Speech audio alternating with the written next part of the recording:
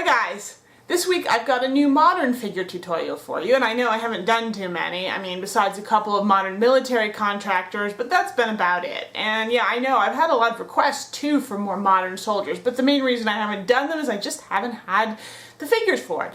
But a couple weeks ago I was at Historicon and I got to talk to the guys from Skirmish Sangin. They've got a sort of a modern era kind of skirmish type rule set, they've got expansions, and they've got even their own line of figures, and they were able to hook me up with some of those. So I am going to be doing this guy for you today. He is a U.S. Army Ranger from kind of Operation Gothic Serpent, so early 90s, Black Hawk Down, all that stuff. These modern figures have quite a lot of equipment and, they feel involved if you look at them, but I don't think it's actually going to be that bad. He is wearing, or at least I'm going to have him wearing, two types of camouflage. So what his main uniform is, which is sort of that sort of early 90s three-color desert camo that sort of came in around that time, and his armored vest, his bulletproof vest, is the sort of earlier American woodlands pattern. This era, or this period, there was kind of a lot of mixing of equipment going on. So if you look at these kind of elite units from this period, you're going to see a lot of variation in the camo patterns being worn, the equipment being worn, and that gives you a lot of leeway. Nonetheless, there are still camo patterns here, and like most more modern camo patterns, they are often more advanced, more complex than earlier patterns, so this is probably not something for beginners. Though I will say that I think the patterns this guy is wearing, as far as modern patterns go, are relatively easy. They're not like digital or some of those others that are really quite nasty. I think as far as modern patterns go, this guy is wearing some stuff that I think most people can figure out how to paint, and I'm looking forward to trying out these new patterns and seeing what kind of results I can get. So why don't we go ahead and get started. First, I'm going to be working on painting his basic uniform here, so that includes his pants and his sort of uniform shirt, which is partially covered by his armored vest, but you can still see the sleeves and the collar and a few other areas. So the base coat here I'm using is going to be a mixture of Iraqi sand and a little bit of brown sand to darken it slightly. Now, since we're working over a black base coat here and the paint we're using is pretty light, you can see that it's quite transparent. So you're going to need to do a couple of coats here to get sufficient coverage. I'm not going to show that whole process here, but you get the idea. Just go ahead, put on one, and then when the paint's dry, you can go back over it and build it up. Just, do it until you've got good coverage and there's no more sort of black or gray showing through. Now I want to get some more contrast going, so I'm going to be applying a wash here of aggregate Earthshade, but because we're working over a very light color, I don't want it to be too intense. So I've taken the aggregate Earthshade wash and I've cut it with some water, not quite 50%, but a good bit, and this will, keep it from just being too intense. And you can see I'm also being careful not to let it pool too badly, sort of on the flat areas. I really want it down in all of the folds, but not too much on the surface areas. Now the next step here is really to just go back in with plain Iraqi sand, which it should be thinned a reasonable amount so it flows, and start defining all of the creases and wrinkles and folds on the uniform. And the sculpting on this particular figure leaves you with plenty of work to do because there really are a lot of folds and bags and creases sculpted, particularly in the pants. I personally think there maybe be a bit too much. I prefer slightly cleaner, more subtle sculpts than this one has, because I think when you get too much of this stuff, it just gets difficult to paint. It kind of muddies everything up, but nonetheless, I'm going to do my best with it. So I'm going to just be going over it, and you can see I'm applying the paint to the tops of all the folds, and then trying to, blend it down into the creases a little bit, or leave them just really dark from the wash, depending on how deep and sharp they are. And sort of in contrast to the pants, the arms of the shirt and such have almost no creases at all. They're very ungreased, which I think that's a little bit funny, but whatever. So those are almost you know, they're really quite simple to paint. And I'm going to apply a couple layers of the paint here, as you can see. So I'm applying sort of one layer, and then I'm going to go back in and apply it over some of the folds and wrinkles again, just to lighten them up further and sort of build up sort of the highlights on them. And again, because we're working with a thin paint here, you can really do that nicely, and, you know, just using that one color achieve several sort of brightness levels on the uniform. I'm going to continue highlighting now by mixing some white into my Iraqi sand, so it's just, you know, a lighter level basically. And again, I'm keeping the paint thin, and you can see I'm going back over and again applying it to the tops of folds and creases, but I'm going to be just a little more sparing with it. I'm not going to put it everywhere, and I'm going to blend it out more, and I'm not going to necessarily apply as many layers of it. I actually ended up making sort of two variants of this color, so I had one that had a little less white mixed into it, and then another one that had quite a bit of white mixed into it.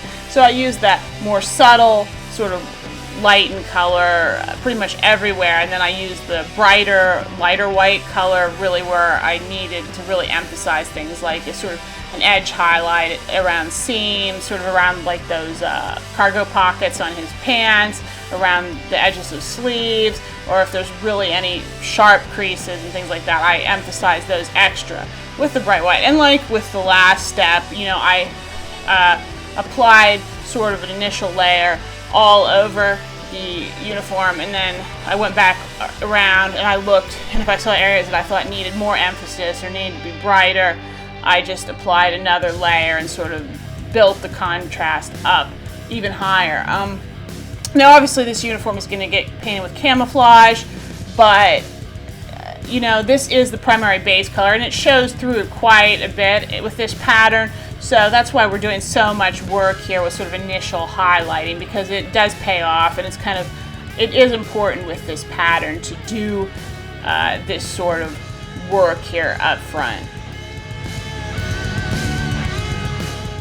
Now this tricolor desert camo is really quite simple. The largest splotches on here are kind of this beigey, greeny, brown, khaki color, and I'm just using khaki here, as a matter of fact, as the base. So you can see I'm just applying these sort of large, sort of smooth-sided blobs. You want them to look organic, so not hard-edged at all, but sort of like, you know, kind of cloud shapes with sort of brown partitions coming off of them. But they shouldn't be too detailed. They should be relatively simple shapes, but they can also be quite large in some places. They're usually, as far as I can tell in the camouflage, these areas of color are usually not going to be very small.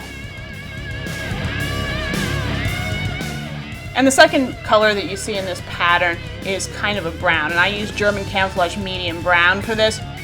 And the brown occurs only very sparingly in this pattern in very small kind of stripy areas, and those stripes should always be adjacent to some of the beige blobs. Usually a beige blob will not have more than one or maybe two sort of brown stripes adjacent to it. But the brown really should be tiny, and it's always going to be these sort of streaks that are going to be touching your larger beige areas. Okay, now we're going to start highlighting the camo spots. Now, that khaki we used as the base color for the big spots is really too dark. If you look at the pattern in real life, those spots are actually quite a light color. As a matter of fact, they're very subtle, and the difference between them and the base is surprisingly small. But at 28mm, you need to sort of define the areas more, make them stand out more from the background, because if you make them too subtle, the whole thing will just end up look like a muddy mess. It won't be a pleasing sort of camo, you know, at this scale.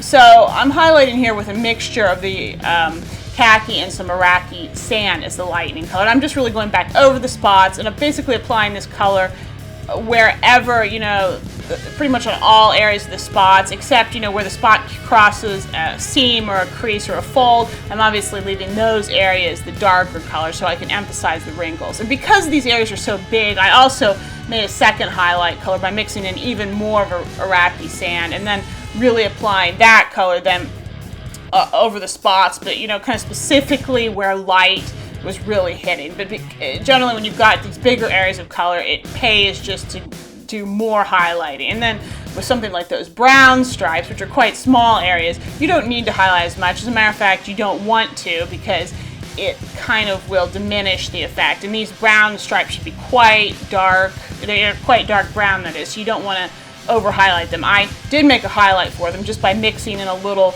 bit of Iraqi sand again into my medium brown color, and then sort of again going over the areas where there was light hitting, or the brown was sort of not crossing a seam or a crease. But I would, that color that used to make a highlight for the brown, I would keep it subtle. You don't want it to let your brown get too light. And I actually even went back in after I was done and with the dark original base color for the brown, and sort of re-emphasize some areas that I thought I had been allowed to basically get too light. So yeah, you definitely want to be a little bit more careful when you're working with highlighting those brown stripes. In order to just get that much more sort of contrast and variety in the camo pattern here, I'm now going to be using an aggregate Earthshade wash to get some sort of extra shadows down into the folds and creases, because I felt like maybe there still wasn't quite enough contrast. So I'm just using pure aggregate Earthshade here, but I'm applying it as a pin wash, which means I'm not just slopping it over the figure, but I'm applying it carefully with my brush and applying it specifically down in the cracks and in the shadows, like under his arms or sort of underneath around his belt, and really using it to define where there's separate areas and sort of a break in the different pieces of clothing. And you can go back in and apply several layers of it, and that'll just intensify it and emphasize it. So some areas I'm just kind of doing this once lightly, and then other areas like between his legs and some areas that I want really dark and strong, I'm going back in and building that wash up to get some nice intense shadows that are still very transparent. I'll let you still see the camo pattern. Now, much of the rest of his equipment here is actually going to be kind of a green color. And his vest, his armored vest, I've opted to paint in the sort of woodland camouflage pattern. And it's a number of colors, but I'm choosing to use the green as the sort of base coat for it. So it's going to get base coated in the green. His sort of equipment pouch as well, and he's also wearing gloves. And from what I could tell, those are also sort of a similar green color. And so the shade here I'm using for the base coat is Luftwaffe camouflage green. Then to build up some extra contrast, I'm giving everything a pretty heavy wash of Nuln Oil.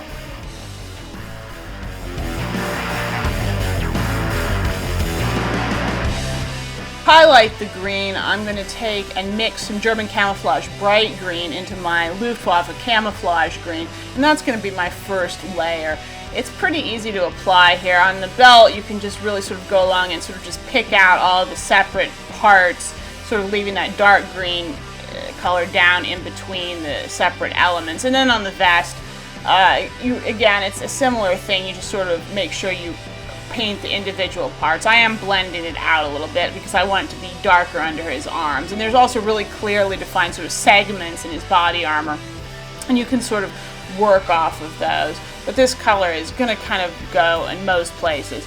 And his gloves, again, it's very much just like painting his hands with the flesh color. You're just really going to want to sort of think about picking out his fingers and sort of making sure you leave the dark color in between his fingers and sort of inside of his, palms and sort of areas that are slightly obscured. In order to highlight the green areas more, I mixed some Iraqi sand into that color I had already, which was the mixture of the Luftwaffe camouflage green and the camouflage bright green. And I'm just lighting that color and then just sort of using it to carefully build up some lighter highlight areas in both the equipment packs and on his vest. And on the vest where you've got some larger areas, I am going to sort of carefully blend it out, sort of starting from the top of the pieces, the different segments in the armor, and kind of working down. And on his fingers, it's a similar thing. I'm going to be really emphasizing along the tops of his fingers and thumbs and those kinds of things. and keeping sort of the insides of his hands darker where he's got his sort of fingers clenched. I actually applied 2 layers here. I made a second highlight again, or I guess third highlight at this point, by adding even more Iraqi sand in, and you can actually go quite far with this. I didn't get too carried away, but you know, I did give it a couple highlights of just increasingly light, sort of greenish shades on all of these areas. I wanted his suspenders and sort of the strapping that's holding his belt on to be a slightly different shade.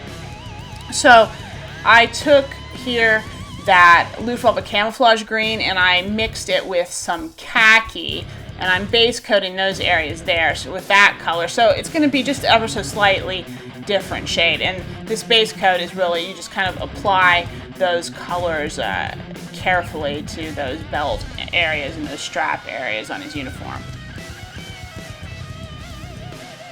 And then I just highlighted those a bit by taking some just pure khaki and kind of building it over the top. And even though khaki is a browner color, it is also sort of transparent. So when you apply it over this dark green base, it won't look so yellowy brown. It'll look more green. And I layered it a couple of times. And then I made a final highlight by mixing in a little bit of Iraqi sand. And I also let just a hint of the bright green creep into that. And that kind of was then sort of the second highlight. But again, these are fairly small areas, so you shouldn't have to spend, you know, hours and hours sort of messing with highlighting them here. Now I'm going to go ahead and work on the camouflage pattern on his armored vest. This woodland pattern consists of 3 other colors besides the green base. The first one I'm going to apply is this sort of medium brown color. I'm actually using the German camouflage medium brown here again, and this color should be applied in large areas. It's sort of within the pattern. These spots are kind of the biggest, kind of besides the green, and they should be organic and kind of blobby too. They shouldn't be sharp edged. They should be kind of, you know, amoeba-like. And so you can see I'm just going to put those in some nice big splotches all over. The next color is a kind of a light cream color, and I'm just using the Iraqi sand for that here again. So here you can see I'm just applying it. Because the Iraqi sand is light, we're going over a quite dark base, you need to apply a couple layers to get enough coverage with this color, but that shouldn't be too much of a problem. The Iraqi sand colored spots should be smaller than those brown ones. They still need to be organic and blobby, but you need to sort of scale them down. Since they're smaller shapes, that means that they have to have those little amoeba-like shapes, but you can see the points and blobbiness of them needs to just be a smaller scale. Usually, I like to try to make these light spots always sort of be adjacent or overlapping the brown spots here. So you can see I've just kind of got them on, and now I'm going to go back over and just apply a second layer because, again, the coverage needed to be improved. Now, the final color in the pattern is a very, very dark brown, and I'm using German camouflage black brown for that. This color should be applied the most sparingly. These spots are the smallest and the thinnest. They're still kind of the organic amoeba-y shapes, but they're very small, almost lines with then sort of some curved, smooth-sided, soft edges coming off them. And again, you want to try to make them kind of adjacent along the edges of either your brown or your sort of light cream spots. And so yeah, you want to keep them small. That's the most important thing. Proportionate to the other colors, these need to be kind of small, sort of very elongated things. So after you've got your camo defined, you can apply highlights to it. I didn't get too involved with this. I just took some Iraqi sand and I kind of mixed it into all of the 3 colors that I just applied. So the medium brown, the light sand color I lightened with white, and then the dark sort of camouflage black brown, I also lightened with the Iraqi sand. Actually, I lightened it with the medium brown because it's so dark, you don't want to do it too much. But I just followed the same rule as when I was painting the rest of the uniform. I just kind of carefully applied the colors to any, the highlights to any areas where I thought there would be a lot of kind of light hitting. Because this is a much busier pattern, you probably want to be a little bit more sparing with the highlights, especially since there aren't any real clear, sharp folds or creases where you're really going to see that dark color.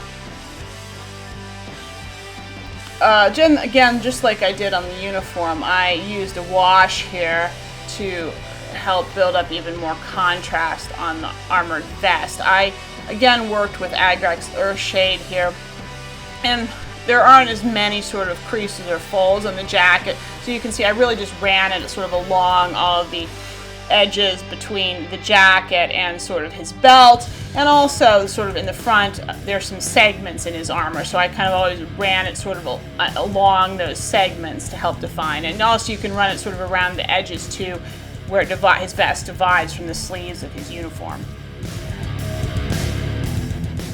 Next, I'm going to work on the sort of black and gray elements of the uniform, which include his boots, his helmet and goggles, his knee pads, sort of the walkie-talkie on his shoulder, and then his gun, which I'm actually only going to base coat with black. I'm going to be doing something else there, a little bit different, so I'll come back to it. But now, I'm going to apply in black to those other areas. Now, one thing about the boots don't have to be black.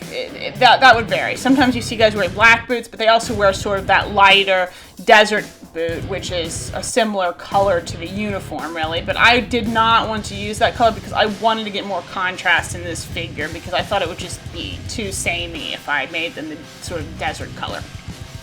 You can also choose, by the way, to make his armored vest black if you prefer. It does not have to be this camo pattern, because you will see guys wearing black armored vests as well, which is nice if you don't feel like painting that extra camo pattern. And especially, if you're going to be doing a whole unit of these guys, you can get some variation, because you can get some guys with camo vests, some guys with black vests, and then some guys with like black boots, and some guys with desert boots. And that's nice because then you get kind of more personality in your figures and more variation, and just make your whole group of soldiers just look more interesting.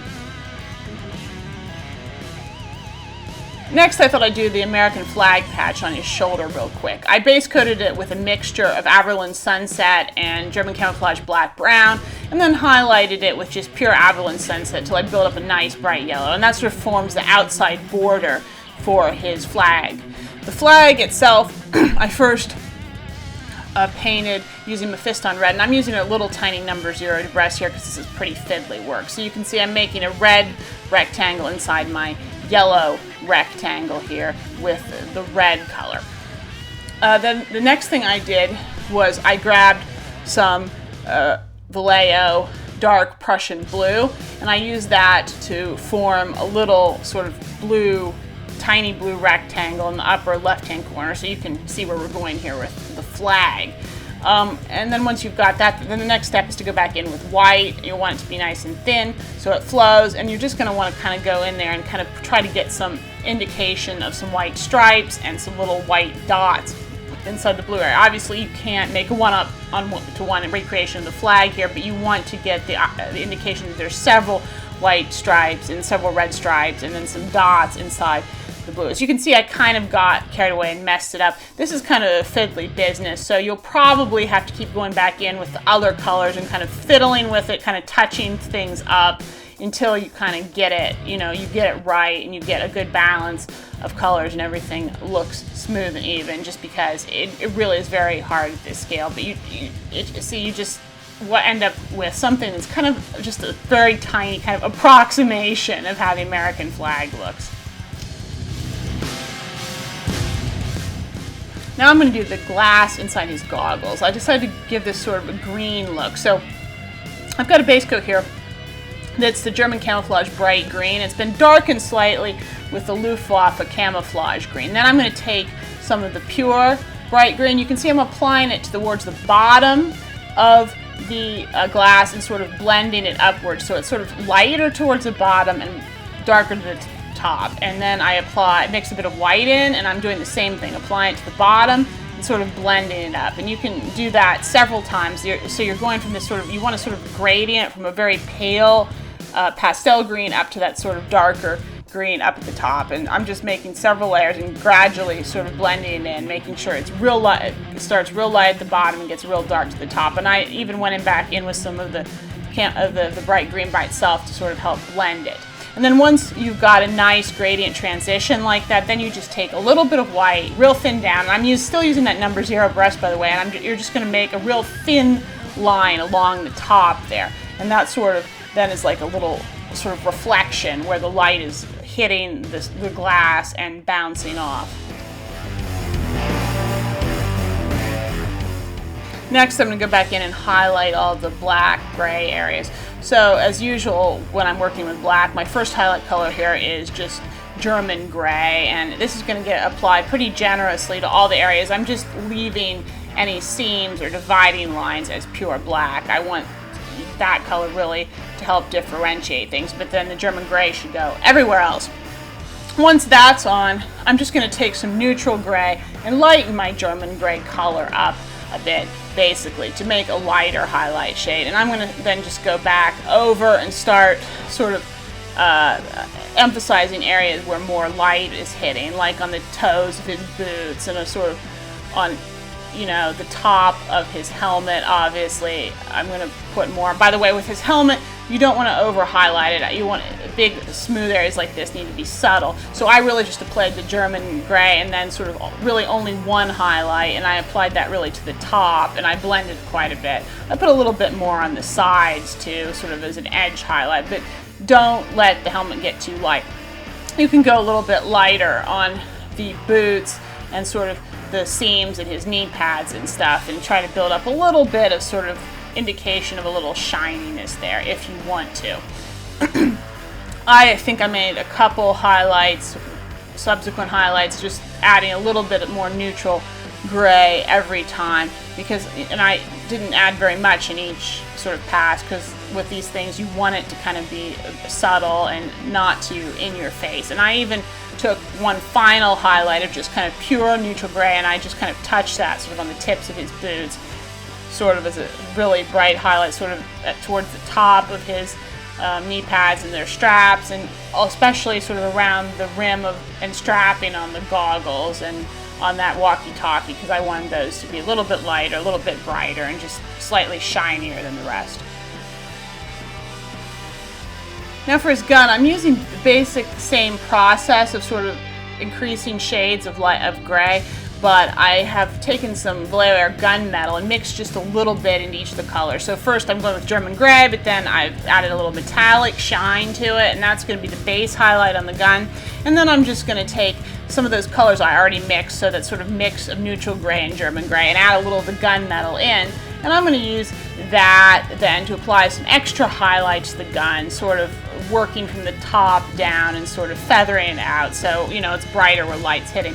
The reason I'm doing it this way is modern weapons are really not very metallic at all. They shouldn't be. They're often kind of plastic or anodized, and so you really don't want a really shiny weapon here. So I found the best way to kind of approximate that is just to use grays, but just add a little metallic paint to your grays as you're working, just to give it the illusion, this sort of slight extra shine beyond what would be sort of in just a plain gray paint, basically. One final detail I wanted to add is some green stripes sort of on the butt and barrel of the gun. I don't know why these are here, if these are unit designations or they sort of wrappings that they put on the guns to make them more comfortable when they're carrying them. I'm not sure, but I thought it was a nice detail. So I'm just taking some of that Luftwaffe camouflage green here and just adding stripes, and then I'm highlighting it up first by mixing in some of the German camouflage bright green, and then adding a little of the Iraqi sand to create the final highlight color. And you know, these little stripes, I think it's nice because the gun is otherwise kind of bland looking, I think, honestly, because it's just this sort of very flat gray color. So I think adding in these green stripes is just a nice detail. And I've also even seen guns that were painted with a camo pattern on their body, sort of kind of by hand. So that's another nice thing you can consider doing to add some variation to some of the guys in your units if you want to do it. Okay, so here is our finished U.S. Ranger from the sort of early 90s Operation Gothic Serpent era. This figure, I didn't find that he was too bad to paint. While the sculpting is very, very good on these figures, it's not as much to my personal taste. I sort of prefer as you know, the bigger, chunkier, more heroic proportion figures, whereas these figures have a more delicate, sort of true-to-life set of proportions, which, I don't know, I find harder or less rewarding to paint well. I don't know, but nonetheless, I think it still looks really good. And even though it looks or feels at first like it's hard because of all the camo, it's really not that bad, mostly because the camo patterns on here are relatively simple, first of all, and also because the uniform besides that is really relatively straightforward. Yeah, he's carrying a lot of equipment, but it's all painted the same color. And so, you know, in some ways these guys are a lot easier than, say, painting World War II Germans who have a lot of equipment. All the equipment is different colors and has to be painted differently. So they're quite a lot of trouble. So modern figures, even though they feel busier, most of this, there's so much of the figure is just painted the same, and that really kind of makes it simpler. So anyway, you know, I hope you got some useful suggestions here when it comes to painting camo.